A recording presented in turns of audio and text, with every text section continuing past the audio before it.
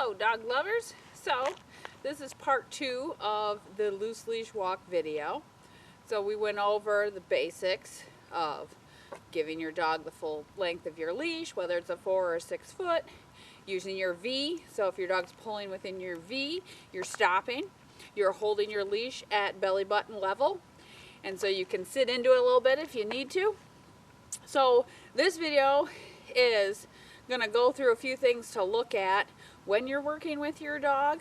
So they always come up with tricks and things to figure out, ways to get around what you're asking, or they're just confused and they're not sure what you want, so they offer different behaviors. And there's a few main ones that I see dogs offer a lot when I'm working on loose leash walking. So I just want to give you guys a heads up so that when you are working with your dog, you don't fall into the trap of accidentally reinforcing these while you're working on loose leash. So we're going to use Widgeon for part of the video today, and then I'm going to try to find some better clips of working with other dogs that are actually very, very distracted while we're working on leash skills, so you can see that when you're out and about in reality, in the real world, and your dog kind of loses focus on what you're working on, why stopping and not really talking and kind of waiting that out can be valuable. So I normally use a regular flat collar and leash on my dogs and my especially my bigger dogs, and then foster dogs and things. Sometimes I'll use a slip lead just because I have it and it fits all dogs. So if I'm working several dogs in a row, I might just have a slip lead on me and use it. I'm not using the slip lead as necessarily a correction tool. It's just on there, and that when the dog pulls on the slip lead, I'm stopping just like if it had a regular collar, flat collar, and a leash on. With the smaller dogs or some of the puppies, I like to use a harness. When I go out for hiking, I use a harness. It just makes it easier when we're going through the woods and that kind of stuff. And the harnesses I like, this is a rough wear one. The Easy Walk harness is a good one. I like to use the harnesses that have a clip in the front as well as in the back. So like the rough wear one has a normal clip in the back like you have for most harnesses, and then it also has a nice clip in the front.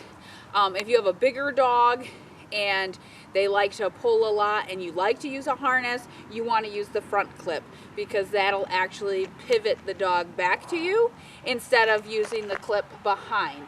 If you have a smaller dog or a dog that you can easily handle, using the clip behind is fine because you're teaching the dog that when they put pressure on the leash that they need to stop pulling, so you're just going to be stopping. Now if you have an 85-pound rot or something and it's going to put all that muscle into the harness that you have, having it clipped in the front helps immensely, because instead of having that dog use all 85 pounds against you to put into that harness, your pivot points in the front of the chest, so when the dog goes to push against it, it actually pulls around and swings them back to you. So if you have a smaller dog and you don't want it really putting a lot of stress on the neck, especially if it's a puller when it's little, harnesses work great. If you have a larger dog and they do pull quite a bit, sometimes if you're not able to put counterbalance your own dog because they're just too strong, then a lot of times I'll recommend a harness where you're clipping in the front with the leash. Or you can even do a gentle leader, or what they call like a head collar, and I think of it as like a halter for your dog, so it goes over the nose and behind the head. Those you have to condition those to your dog because dogs aren't used to having things on their face. So I like to get the dog used to and comfortable wearing a gentle leader or a head collar, just the same way as I would if I'm getting them used to wearing a basket muzzle. So we'll have a video for how to condition your dog to a basket muzzle or a head collar, just getting them used to wearing something on their face and that it's enjoyable and fun and not stressful. But those can work really well if you have a dog that's very strong for you as the owner or the handler and you need to have a little bit more aid in there. So with Widgeon, we just have we have the harness. She actually has the rough wear one with the 3 points. because she was a harness slipper. So when we got her, she could back out of any harness that we put on her. So I got one so that it's got 3 points of connection and she's not able to back out of it. The When dogs try something, if it works well for them, even if it's just one time, they will continue to try it. So the biggest thing is, you know, if you mess up, that's okay. Just make sure you're trying to be consistent and stick with what you expect from the dog. But yeah, if they figure out, like she figured out she could back out of a harness, and this woman would try to back out of every harness I put on her. So we just found a harness she couldn't back out of, so we can work on that without her actually getting the ability to go, whoop, I'm out and free, and it worked for me. So she's on the harness. We're going to walk down the driveway here a little bit and just do the stopping for pulling. She's had some work into her for leash walking, so she's not like fresh out the gate. When I got her, she pulled quite a bit, but she's also 8 pounds, so it's not a huge deal. I just like to teach my dogs that pulling is not an option, so I don't care how, you know, small or large you are, you cannot pull. So we're going to walk down just a little bit and back so you can kind of see how I work on it. And then we'll go into a little more. Come on, Witchy. Now for this, I don't use treats when we're just doing the loose leash. It's just when she pulls, I'm stopping till she gives me slack on our leash. Come on, let's go.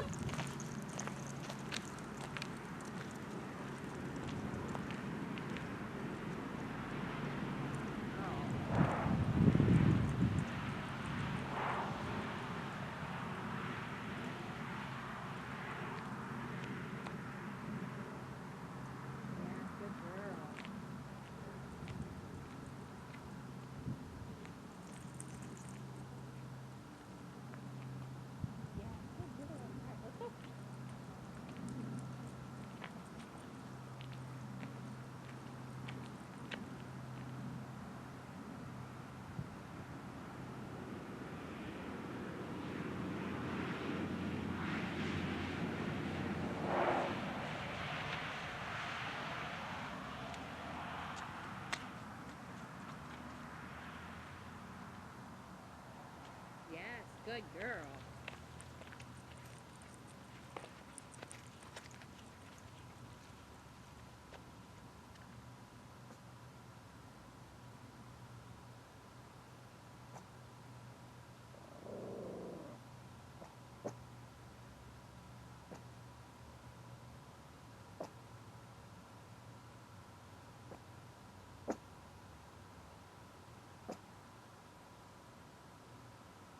Yes, good girl.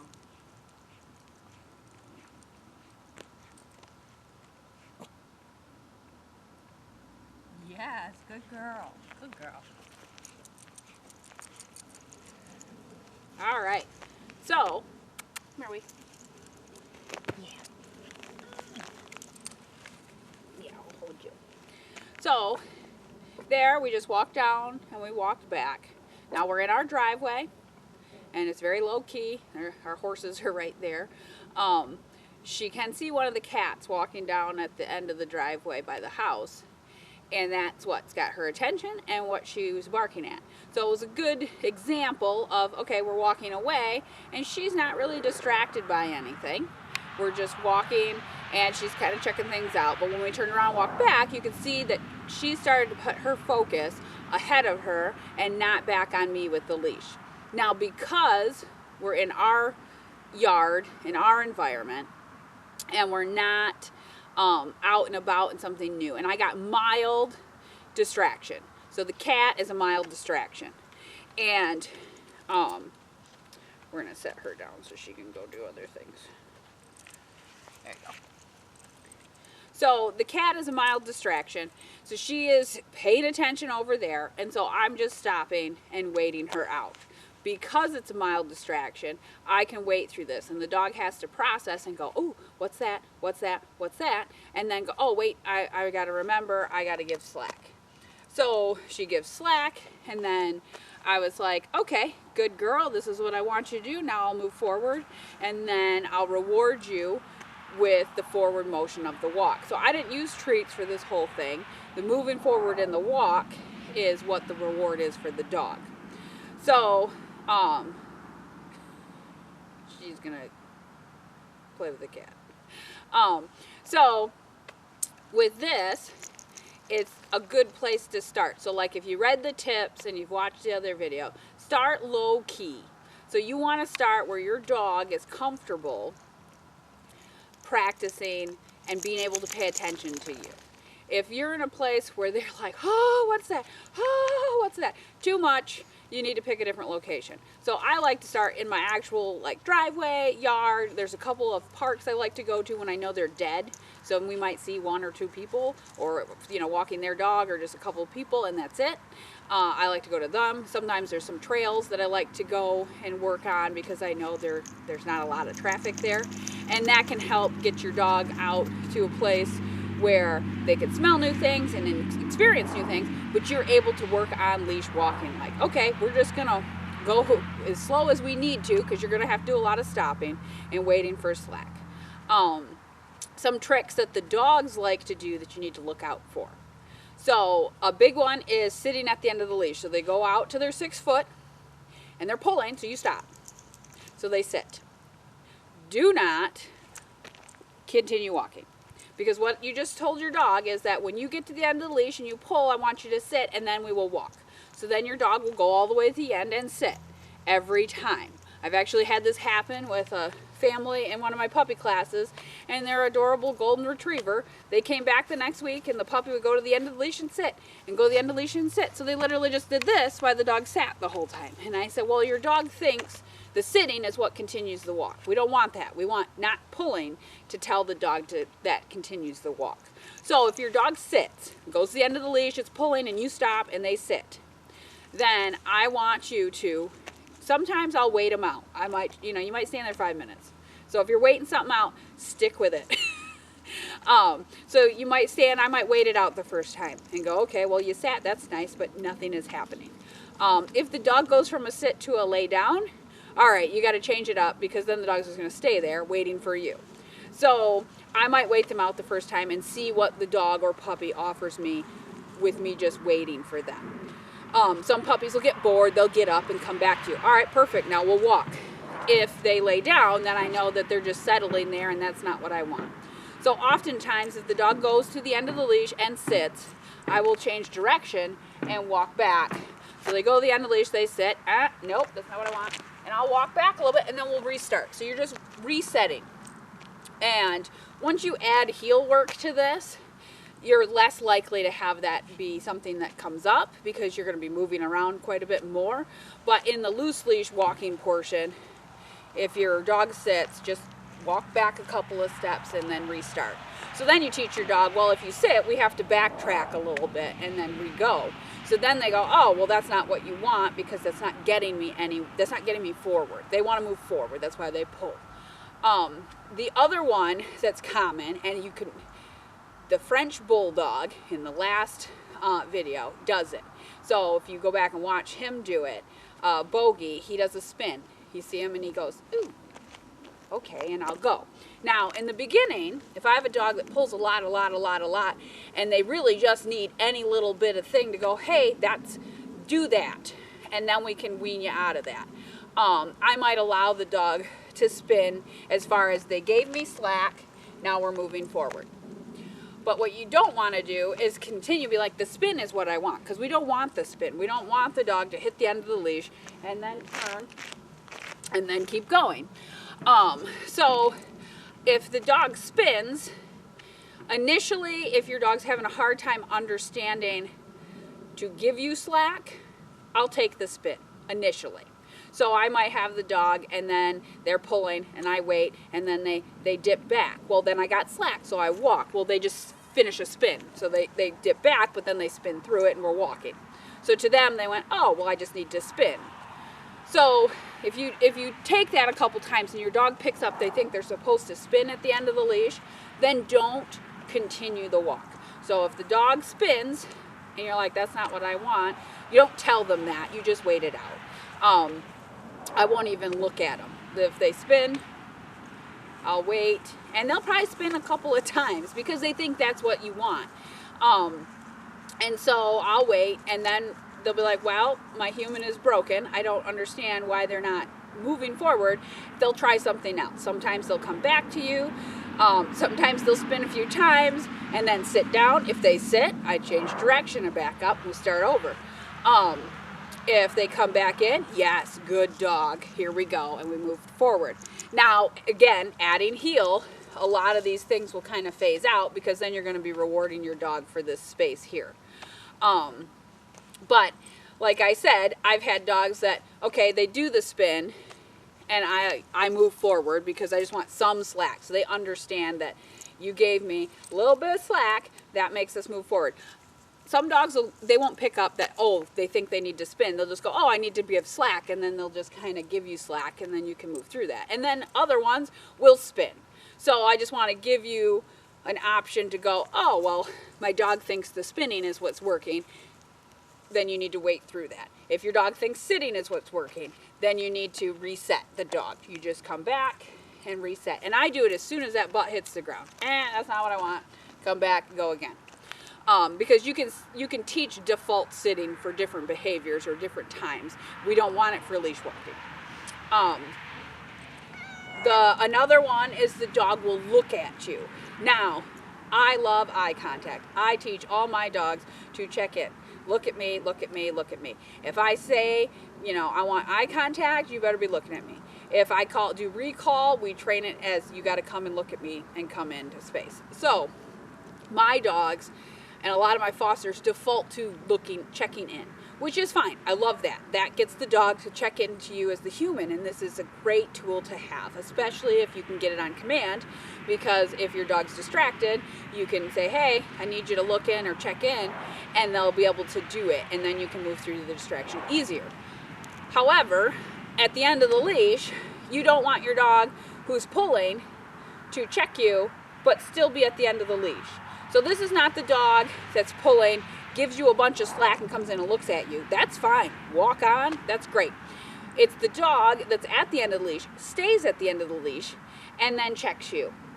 They think the looking at you is what gets the walk continued, not the pulling or the tension. So you want your dog to give the slack. You want them to say, hey, this slack that's in the leash is why we're moving forward. So you pull, you take away all this slack in my 4 to 6 foot leash, you have shut off the walk dog. The human is going to wait you out until you give us slack. And then by doing that, then we get to walk on. So the tricky part, and why I think it's frustrating for owners, is you have to really nail down that it's the tension in the leash. You have to get that through to your dog, that them pulling is what is wrecking it for forward motion. And they're going to try all sorts of stuff. So, and the smarter the dog, if they get away with one time, that's what they're going to go to. So you can, I always say, people are like, I want a really smart dog because they'll be easy to train. Yes, and they're really easy to screw up because they pick up everything. So if you're having a really hard go, you might just have a very smart dog that's trying to beat the system by thinking, oh, well, if I do a spin, if I sit at the end of the leash, if I do these stupid little things, that's what does the walk, not the tension. And then you're just frustrated because your dog's still pulling and still pulling and still pulling. I had one of my pits I had when I was, quite a bit younger, would dip his shoulder. So he wouldn't even stop walking. He would walk and he knew about where the end of the leash was, so he'd dip his shoulder so he could have slack so we could keep going. So I had to go, okay, that's not good enough. I need you to come back to me. So then if he dipped his shoulder, I'd just stop and wait. And I would wait until he came back and gave me more slack. And then, okay, that's what I want. We'll move forward. Otherwise, he would have kept just, yep, there you go, Mom. That's good enough. I'll give you that, that little bit of slack with the shoulder dip. So the beginning stages of this are the trickiest because every dog's a little different and they're going to figure out or try to do things what they think you want. And so you have to work on, okay, is my dog pulling on the leash? Is there tension on the leash? Is it in front of me? Because remember, we're just in our V. If it's up there, statue, you're done. You're frozen, done. And a lot of times I don't look at the dog. Like I said before, you look up, I'll just look up. Or, sometimes I'll even look over here. And I'm waiting for this leash tension to go away. So when that dog, and this, you can feel it in your hand, gives you slack, Yes, good job. Here we go. And then we can walk on. Now, if your dog's pulling outside, I use let's go. I mean, you saw that with my Widgeon, my Chihuahua. I cue the dog. That means you need to move out in front of me. We're moving on.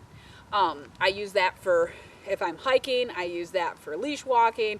I use that for any time that my dogs are behind me, even if they're off leash and we're doing stuff. And I'm like, hey, we're going this way. Let's go. It means you got to move out in front of me.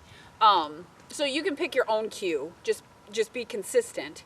And so I use that for anything out here. You know, if I'm working with a puppy that's nervous on a leash and they just are behind you all the time because they're very not comfortable, you know, let's go, good job. You know, you can use a little bit of praise there to help them move through.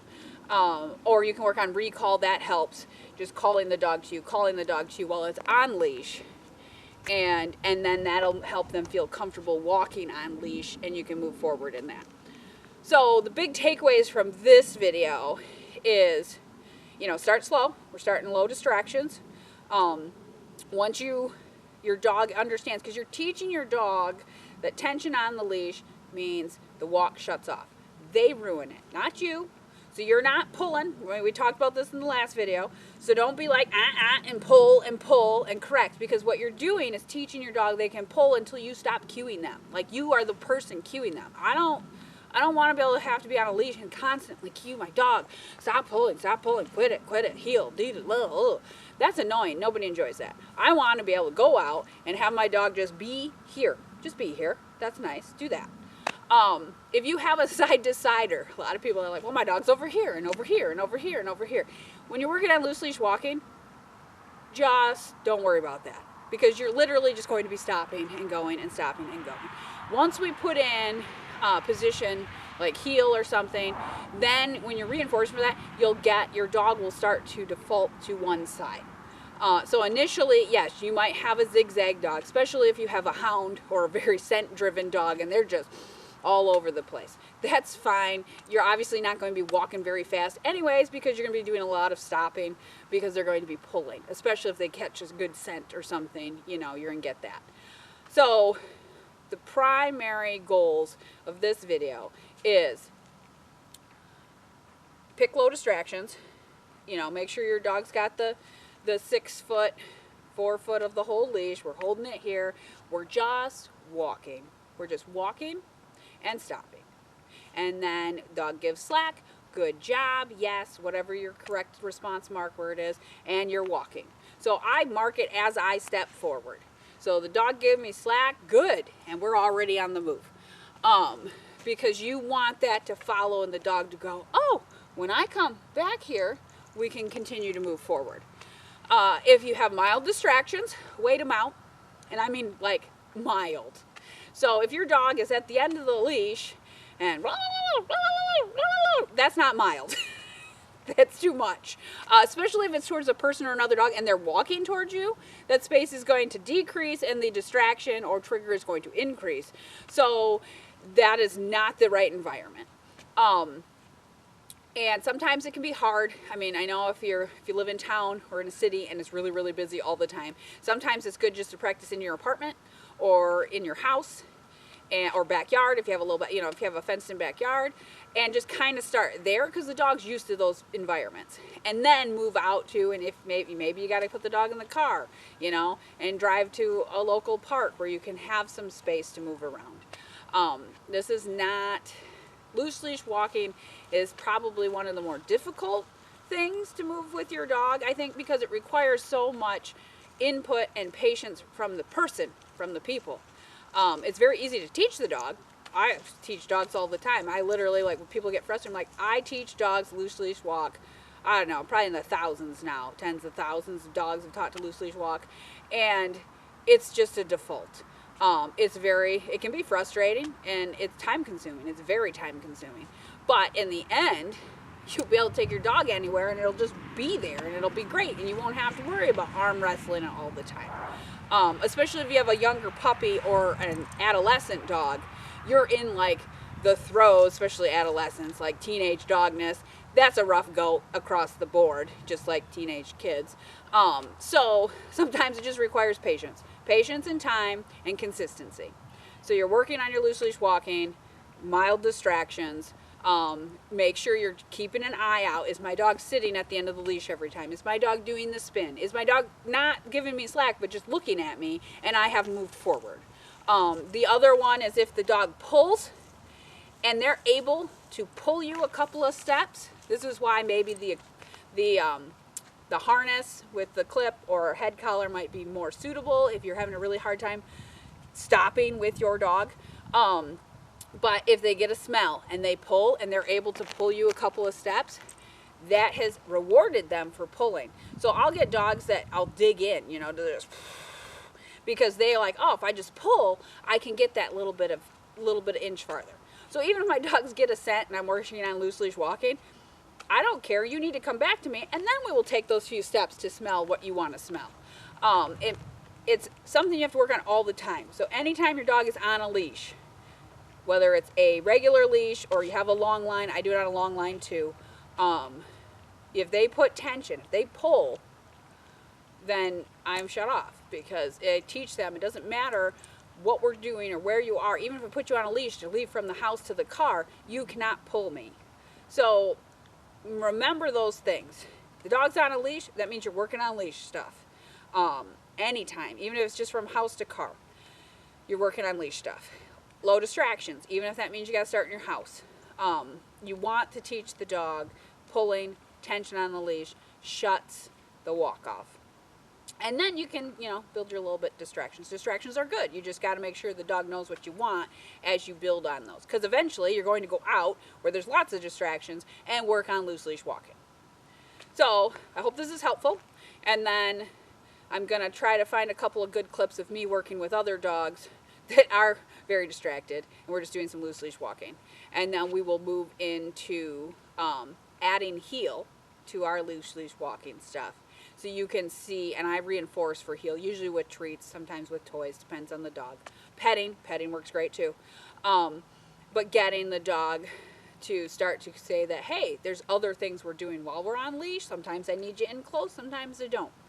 And then that way, that'll actually help with the loose leash walking to make it a little bit more entertaining and engaging with your dog, because this exercise can be pretty monotonous, especially if, you know, you're working it and your dog's very externally motivated. So, well, we'll start there, and we'll move on from that. All right.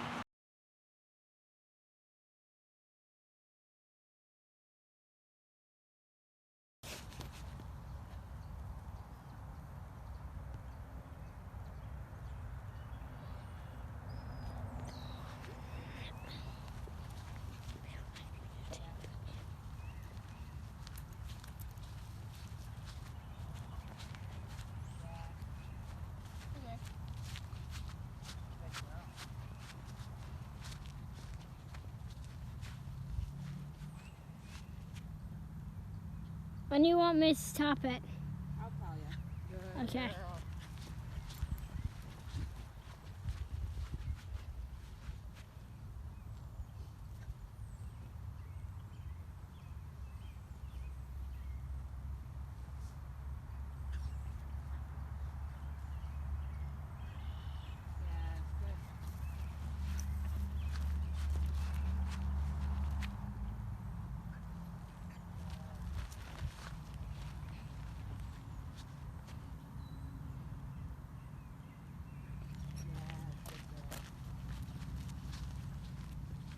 I just saw ammo. One across this.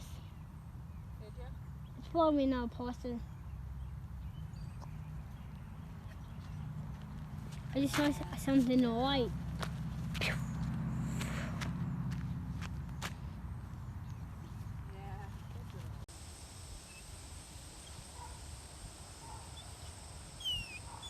Yes.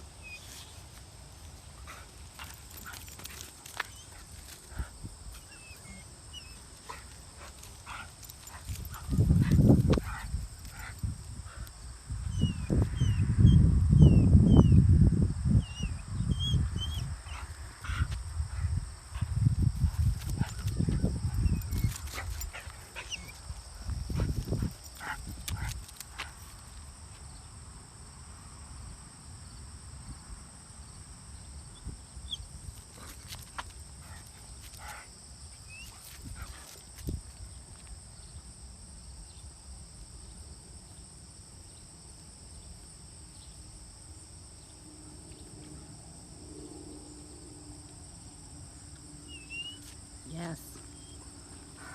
Good girl. Let's go.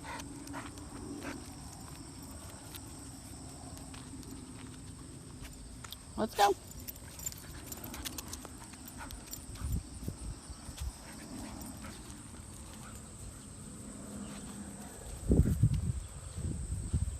Yeah, it's a horse.